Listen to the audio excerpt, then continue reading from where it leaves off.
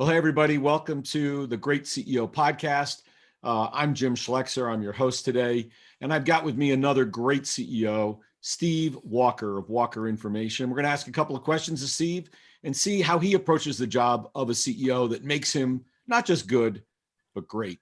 So Steve, welcome. Thanks for coming on board. Hey, thanks for having me. But I got to tell you, I'm a little intimidated by great CEO right here off the bat, but I'll try to do the best job I can. There you go. Well, great, is like top half. So I definitely think you fit that.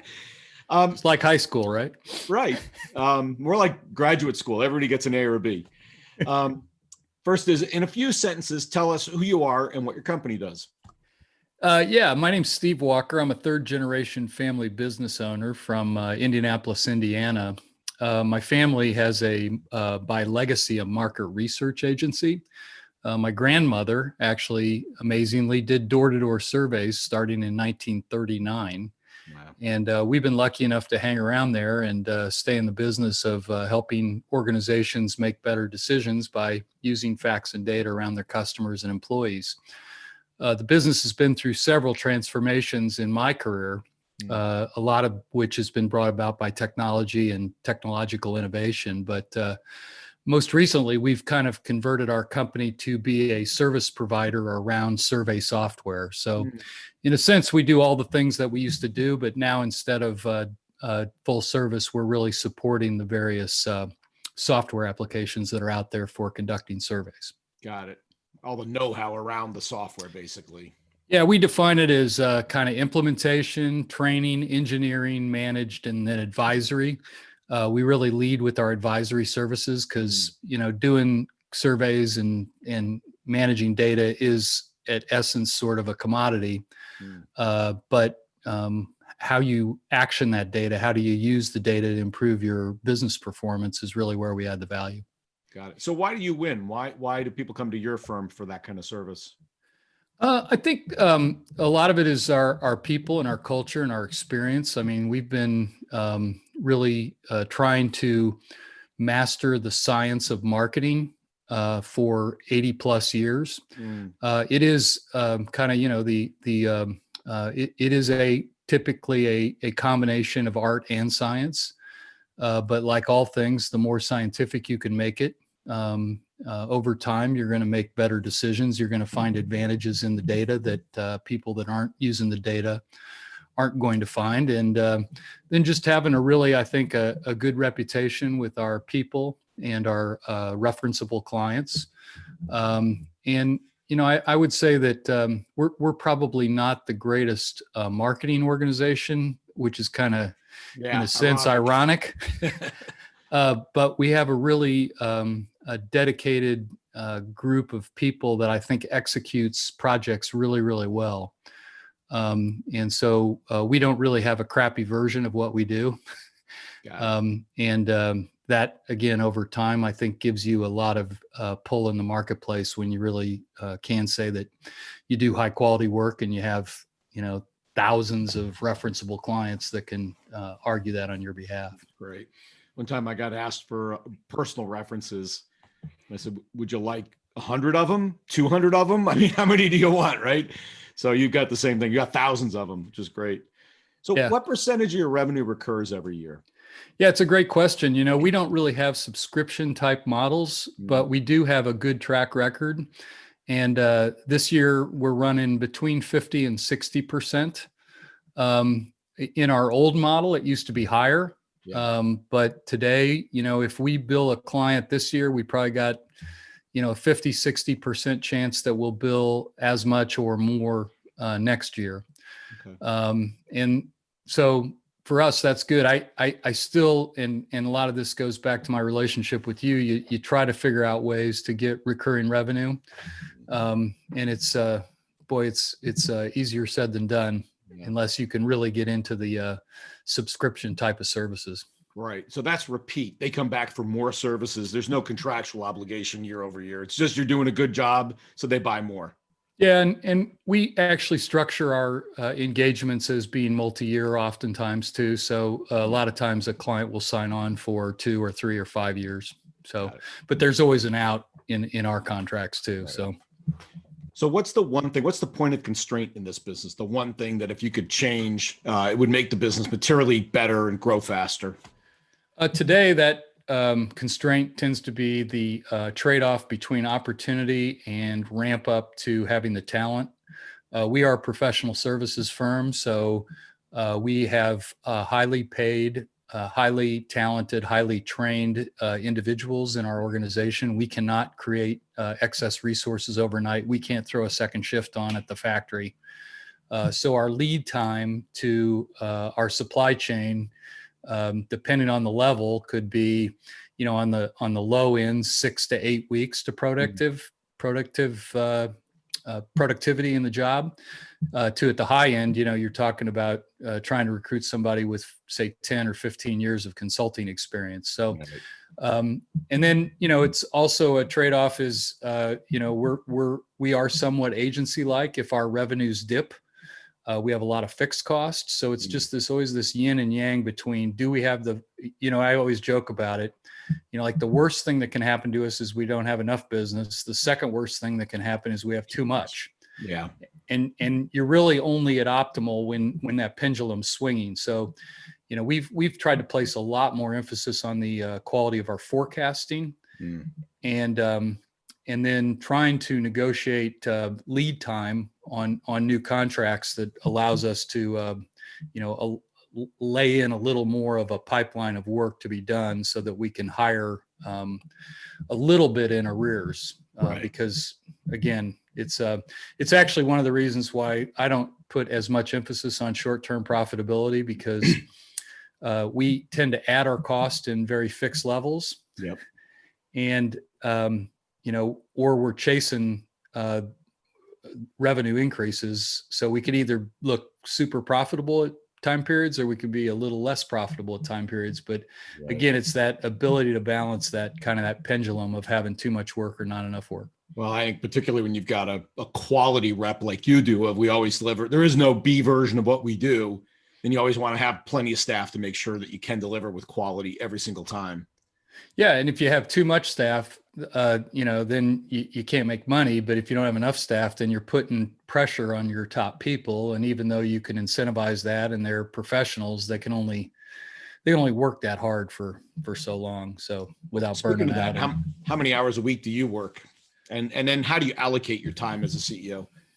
Actually, I'm a devotee of your system of great CEOs are lazy, and I believe in the 5 characteristics of a CEO. Mm-hmm. And I think today at this stage of my life, I'm going to be 63 years old. I've been running the company for almost 30 years now.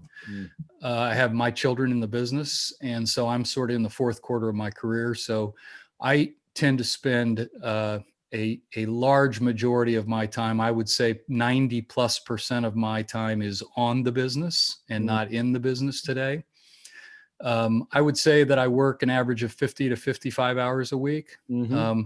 I've kind of taken an integrated approach to my life. I don't really much worry about what I'm doing at any given time. I might think about the business most of my waking hours, but I also I think, try to keep things in balance.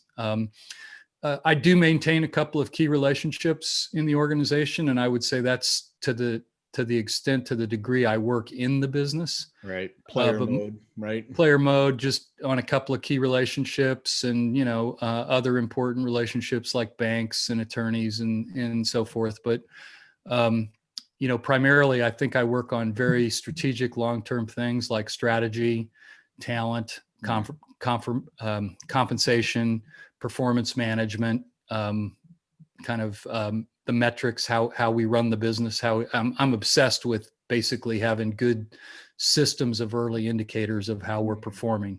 So awesome, cool. Name one major responsibility that you've delegated to somebody else in the last 6 months. That's a great. When I saw this question, I was really happy, because I have for the first time in 20 years, I had to replace my assistant. Huh? I'd worked with the same person for 20 plus years.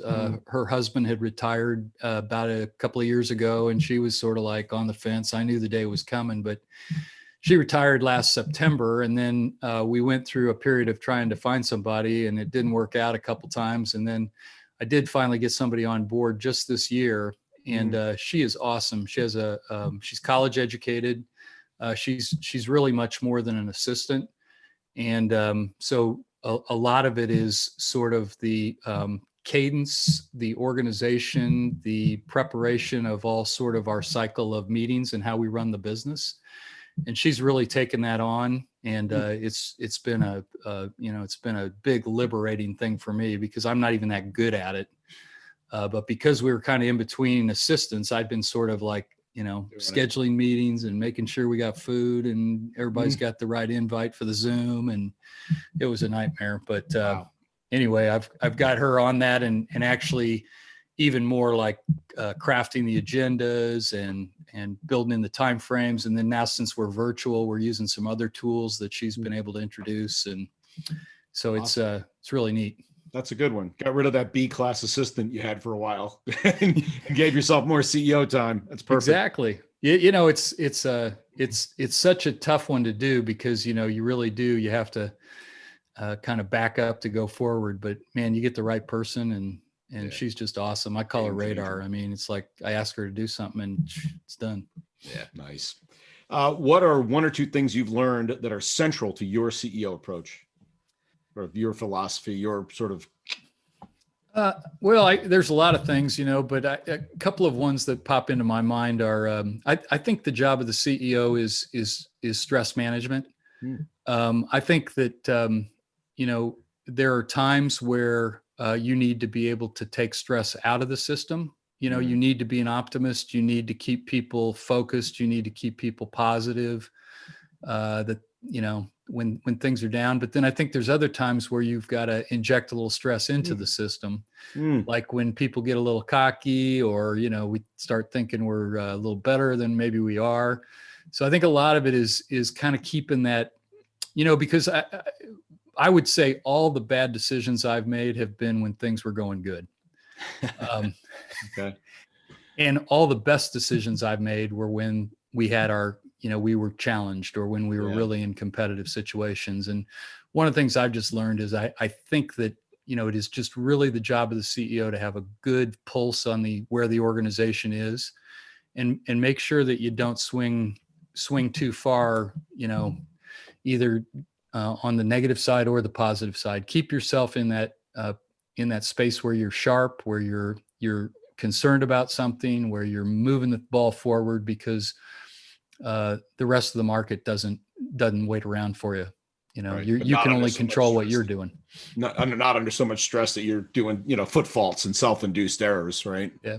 The other one I would mention is just my obsession with metrics. I read Alan Mullally's book. Now I can't think of it, when he was running Ford and brought in to turn around Ford.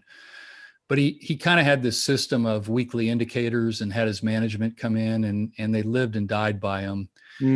And that changed me forever, because my company was always like, well, yeah, we really can't get an indicator around that, or but you really can. The effort or the endeavor to try to create early warning systems, or the antecedents of what creates good business performance, and being able to measure that literally on a daily basis, because then when you get to the end of the month, you're not surprised. And and it affords you a lot more time to work on those things when you're not crisis managing all the time. Yeah, I've always thought that the numbers are the outcome. It's the behaviors that create the numbers. So the numbers should be a foregone conclusion when we get to the end of the month, if we did all the right things across the month, right? Exactly. Yeah. Yeah, and you don't have to wait till then to figure out whether Right. I can tell you if we're having a good month. Yeah. Exactly. And then last question: what do you do for fun? Well, that's you're an expert at this. Well, that's, I always used to joke with you, I had the lazy part down, because I would make I'd make a good rich guy. Yeah.